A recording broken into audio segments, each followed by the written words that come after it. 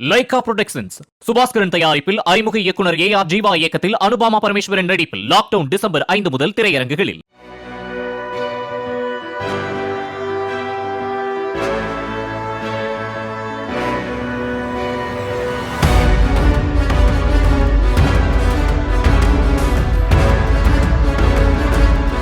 சிவகங்கை மாவட்டம் முழுவதும் நடைபெற்ற திடீர் சோதனையில் போக்குவரத்து விதிமீறல்களில் ஈடுபட்டதாக ஒரே நாளில் 700 பேர் மீது போலீசார் வழக்கு பதிவு செய்துள்ளனர்.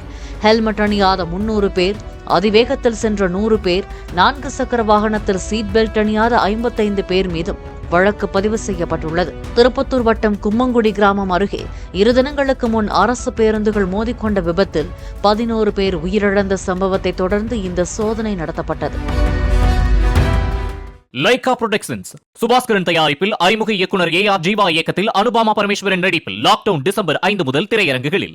பிளே ஸ்டோர் மற்றும் ஆப் ஸ்டோரில் இருந்து பாலிமர் செயலியை QR கோடு மூலம் பதிவிறக்கம் செய்யுங்கள். செய்திகளை உடனுக்குடன் பெறுங்கள்.